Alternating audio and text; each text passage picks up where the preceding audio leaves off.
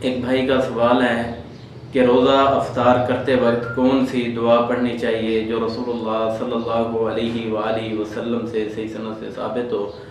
تو اس حوالے سے سنن ابو داؤد کی حسن درجے کی ایک روایت ہے جو آپ احباب کے سامنے پیش کرتا ہوں۔ عن ابن عمر رضی اللہ تعالی عنہما قال كان النبي صلی اللہ علیہ وسلم اذا افطر قال ذهب الظمأ وابتلت العروق وثبت الاجر ان شاء اللہ، رواہ ابو داود۔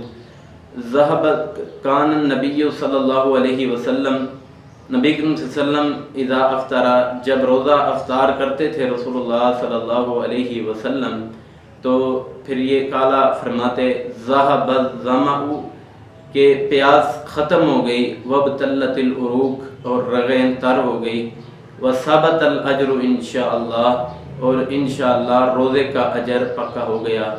تو رسول اللہ صلی اللہ علیہ وسلم سے یہ دعا ملتی ہے کہ روزہ افطار کرتے وقت یہ دعا پڑھی جائے۔